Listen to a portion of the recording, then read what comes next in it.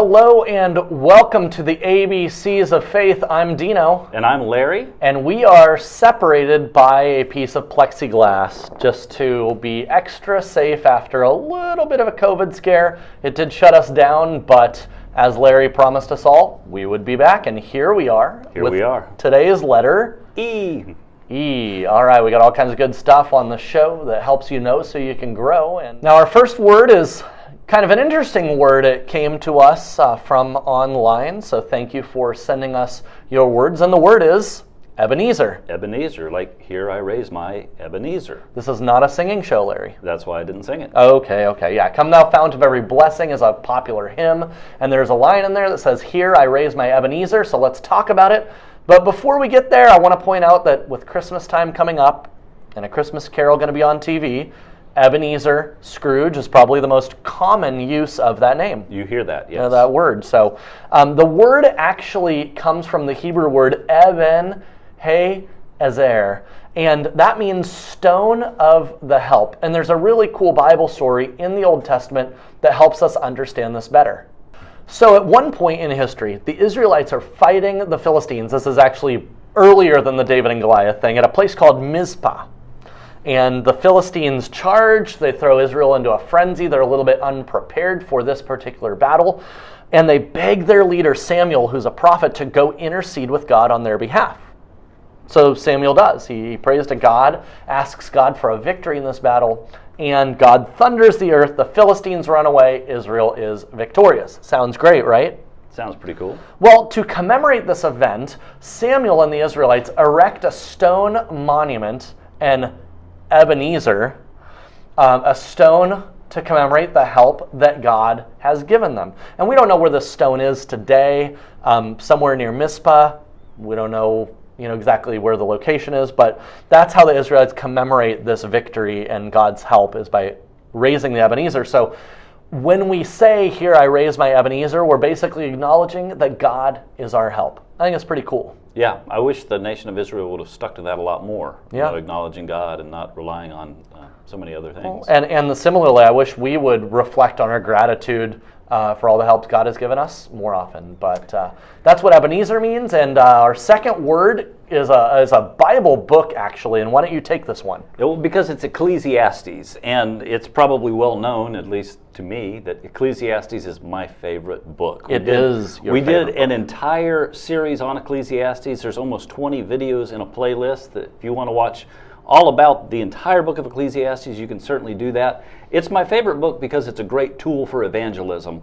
It's one of the books in the Old Testament. It doesn't have anything in it that's hard to explain. There's no angels, there's no weird miracles. It's just a wise king, his wisdom, and he's just basically spewing it out in this long monologue, which I really, really like.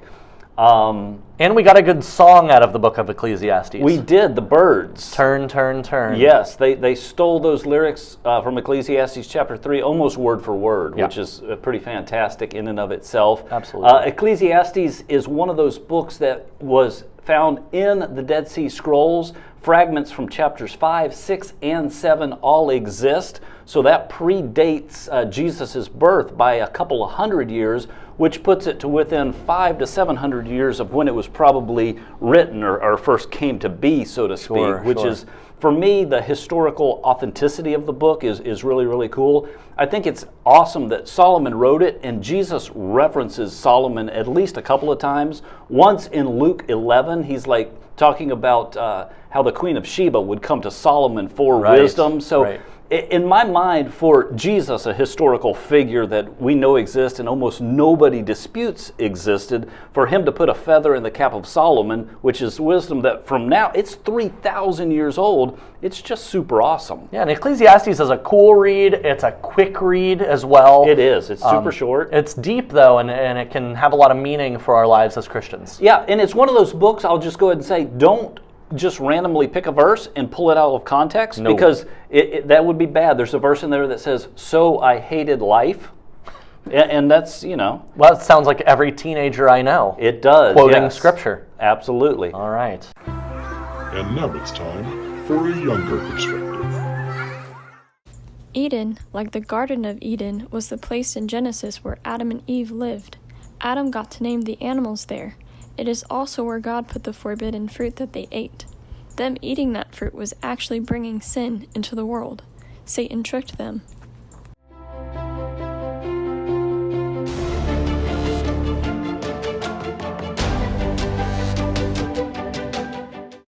So every week on our show, we deal with some people and places that you're going to see in the Bible having to deal with the letter of the week, again with the letter E.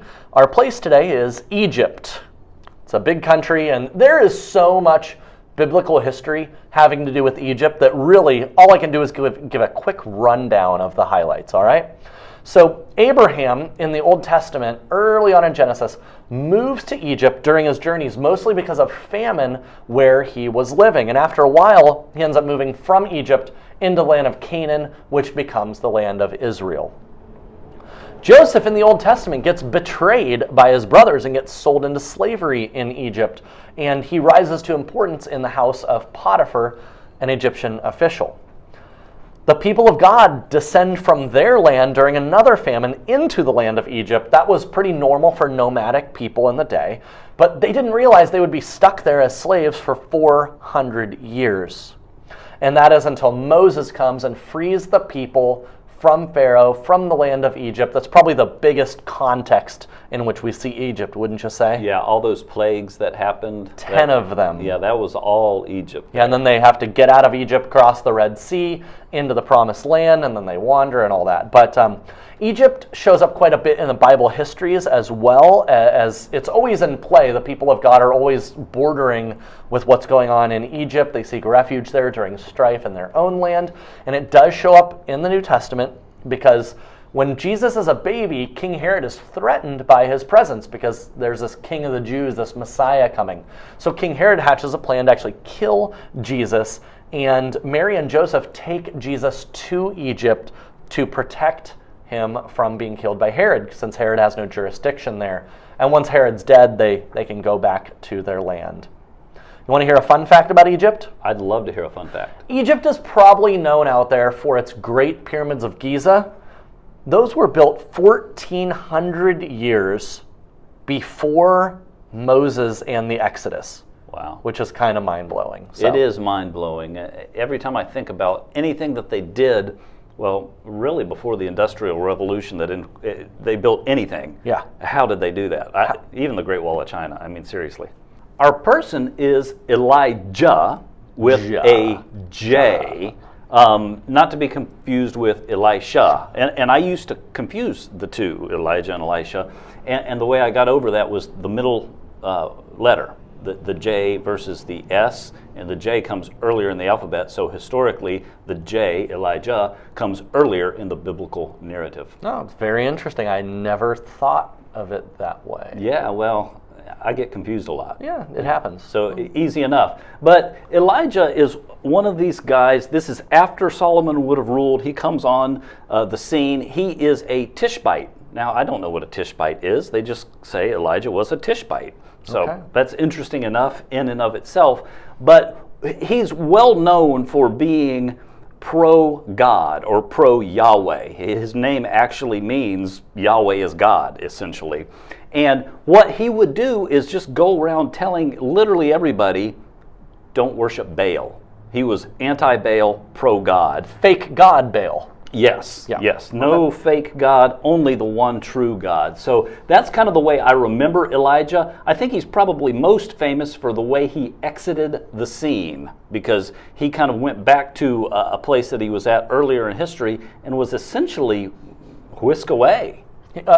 An ascension happened is what we read, right? Right. And that was one of our words in the A series. It was. So he's one of the few people recorded in the Bible that doesn't really record them dying, so to speak. They just kind of disappear in like some kind of weird fiery tornado, and it's weird. And now it's time for a deeper perspective. Well, you heard our younger perspective on Eden, the garden in the Old Testament.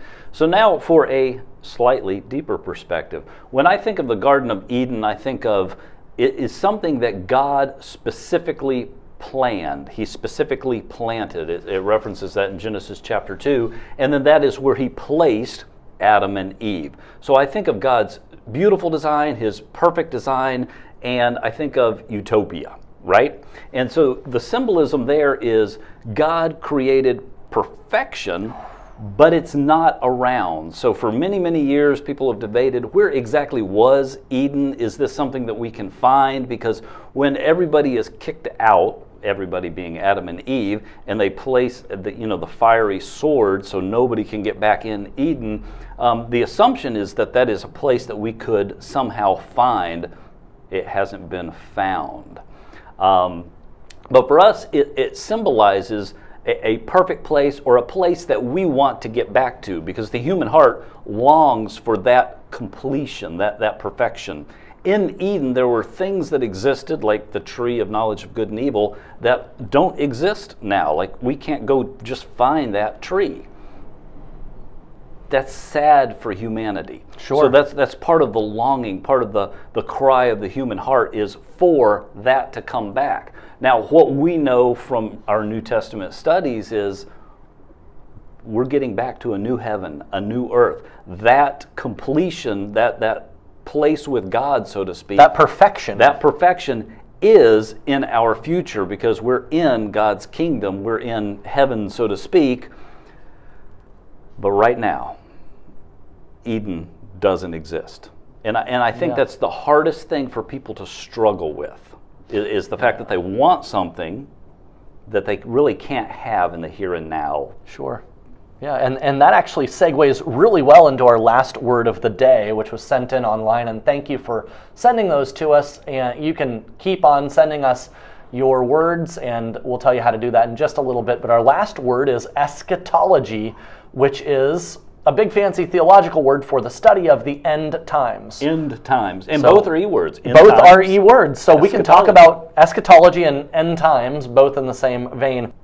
A lot of what we know about the end times, the end of days as Christians, comes from the book of Revelation.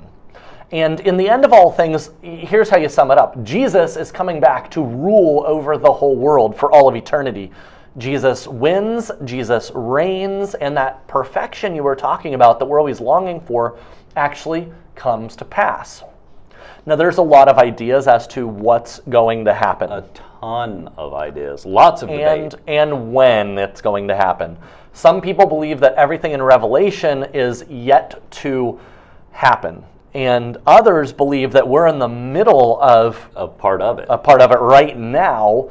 So, again, you have people who are predicting it's coming, and you have people who think that right now we're in the middle of it and have evidence for that. But here's how I basically boil it down. And again, this gets back to that sense of perfection, because we have this beautiful image in Revelation 4 of everyone at the throne of God. Jesus is seated on the throne as the king, and everyone's singing, "Holy, holy, holy, Lord God Almighty, who was and is to come."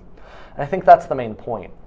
When all is said and done, we who believe get to be at the throne of Jesus, glorifying him and praising him with the whole of our hearts. And it's going to be the most amazing thing we can fathom. That is that version of perfection that you talked about. Mm-hmm. And Jesus reigns. God wins this story. Evil is gone, sadness is gone, pain is gone, hurt is gone, disease is gone, and everything is restored to absolute perfection. It's going to be more awesome than anything we can imagine in our finite minds. New bodies? Everything. New everything. Yep.